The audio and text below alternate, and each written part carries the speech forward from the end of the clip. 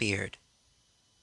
There was a man who had fine houses, both in town and country, a deal of silver and gold plate, embroidered furniture, and coaches gilded all over with gold.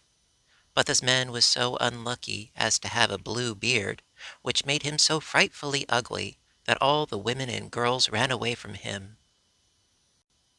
One of his neighbors, a lady of quality, had two daughters who were perfect beauties. He desired of her one of them in marriage, leaving to her choice which of the two she would bestow on him. They would neither of them have him, and sent him backwards and forwards from one another, not being able to bear the thoughts of marrying a man who had a blue beard, and what besides gave them disgust and aversion was his having already been married to several wives, and nobody ever knew what became of them. Bluebeard, to engage their affection, took them with the lady their mother and 3 or 4 ladies of their acquaintance, with other young people of the neighborhood, to one of his country seats, where they stayed a whole week. There was nothing then to be seen but parties of pleasure, hunting, fishing, dancing, mirth, and feasting. Nobody went to bed, but all passed the night in rallying and joking with each other. In short, everything succeeded so well that the youngest daughter began to think the master of the house not to have a beard so very blue, and that he was a mighty civil gentleman. As soon as they returned home, the marriage was concluded. About a month afterwards, Bluebeard told his wife that he was obliged to take a country journey for 6 weeks at least, about affairs of very great consequence, desiring her to divert herself in his absence, to send for her friends and acquaintances, to carry them into the country, if she pleased, and to make good cheer wherever she was. "Here," said he, "are the keys of the 2 great wardrobes, wherein I have my best furniture. These are of my silver and gold plate, which is not every day in use. These open my strong boxes, which hold my money, both gold and silver. These my caskets of jewels, and this is the master key to all my apartments. But for this little one here, it is the key of the closet at the end of the great gallery on the ground floor. Open them all, go into all, and every one of them, except that little closet, which I forbid you, and forbid it in such a manner that, if you happen to open it, there's nothing but what you may expect from my just anger and resentment." She promised to observe very exactly whatever he had ordered, when he, after having embraced her, got into his coach and proceeded on his journey. Her neighbors and good friends did not stay to be sent for by the new married lady, so great was their impatience to see all the rich furniture of her house, not daring to come while her husband was there, because of his blue beard, which frightened them. They ran all through the rooms, closets, and wardrobes, which were all so fine and rich that they seemed to surpass one another. After that, they went up into the 2 great rooms, where were the best and richest furniture. They could not sufficiently admire the number and beauty of the tapestry, beds, couches, cabinets, stands, tables, and looking-glasses, in which you might see yourself from head to foot. Some of them were framed with glass, others with silver, plain and gilded, the finest and most magnificent ever were seen. They ceased not to extol and envy the happiness of their friend, who in the meantime in no way diverted herself in looking upon all these rich things, because of the impatience she had to go and open the closet on the ground floor. She was so much pressed by her curiosity that, without considering that it was very uncivil to leave her company, she went down a little back staircase, and with such excessive haste that she had twice or thrice like to have broken her neck. Being come to the closet door, she made a stop for some time, thinking upon her husband's orders, and considering what unhappiness might attend her if she was disobedient. But the temptation was so strong that she could not overcome it. She then took the little key and opened it, trembling, but could not at first see anything plainly because the windows were shut.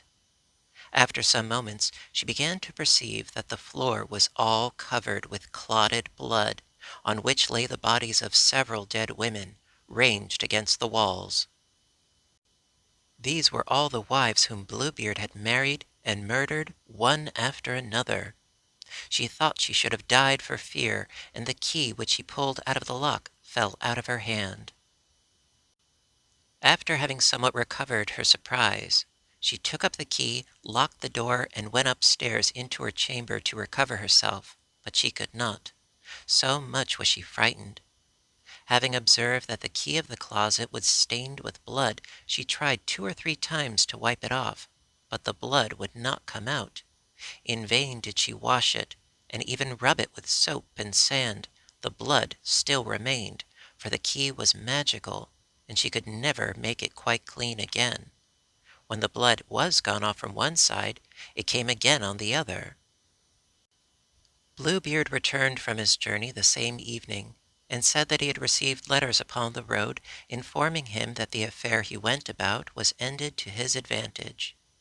His wife did all she could to convince him she was extremely glad of his speedy return.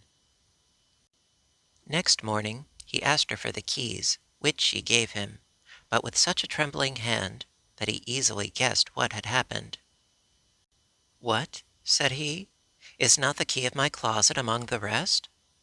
"I must certainly," said she, "have left it above upon the table." "Fail not," said Bluebeard, "to bring it to me presently." After several goings backwards and forwards, she was forced to bring him the key. Bluebeard, having very attentively considered it, said to his wife, "How comes this blood upon the key?" "I do not know," cried the poor woman, paler than death. "You do not know?" replied Bluebeard. "I very well know. You were resolved to go into the closet, were you not? Mighty well, madam, you shall go in, and take your place among the ladies you saw there." Upon this she threw herself at her husband's feet, and begged his pardon with all the signs of a true repentance, vowing that she would never more be disobedient. She would have melted a rock, so beautiful and sorrowful was she, but Bluebeard had a heart harder than any rock. "You must die, madam," said he, "and that presently." "Since I must die," answered she, looking upon him with her eyes all bathed in tears, "give me some little time to say my prayers." "I give you," replied Bluebeard, "half a quarter of an hour, but not 1 minute more." When she was alone, she called out to her sister, and said to her, "Sister Anne," for that was her name, "go up, I beg you, upon the top of the tower, and look if my brothers are not coming. They promised me that they would come to-day, and if you see them, give them a sign to make haste." Her sister Anne went up upon the top of the tower, and the poor afflicted wife cried out from time to time, "Anne, Sister Anne, do you see any one coming?" And Sister Anne said, "I see nothing but the sun, which makes a dust, and the grass which looks green." In the meanwhile Bluebeard, holding a great sabre in his hand, cried out as loud as he could bawl to his wife, "Come down instantly, or I shall come up to you." "One moment longer, if you please," said his wife, and then she cried out very softly, "Anne, Sister Anne, dost thou see anybody coming?" And Sister Anne answered, "I see nothing but the sun, which makes a dust, and the grass which is green." "Come down quickly," cried Bluebeard, "or I will come up to you." "I am coming," answered his wife, and then she cried, "Anne, Sister Anne, dost thou not see any one coming?" "I see," replied Sister Anne, "a great dust, which comes on this side here. Are they my brothers?" "Alas, no, my dear sister, I see a flock of sheep." "Will you not come down?" cried Bluebeard. "One moment longer," said his wife, and then she cried out, "Anne, Sister Anne, dost thou see nobody coming?" "I see," said she, "2 horsemen, but they are a great way off." "God be praised," replied the poor wife joyfully. "They are my brothers. I will make them a sign, as well as I can, for them to make haste." Then Bluebeard bawled out so loud that he made the whole house tremble. The distressed wife came down and threw herself at his feet, all in tears, with her hair about her shoulders. "This signifies nothing," said Bluebeard. "You must die." Then, taking hold of her hair with one hand, and lifting up the sword with the other, he was going to take off her head. The poor lady, turning about to him, and looking at him with dying eyes, desired him to afford her one little moment to recollect herself. "No, no," said he, "recommend thyself to God," and was just ready to strike. At this very instant there was such a loud knocking at the gate that Bluebeard made a sudden stop.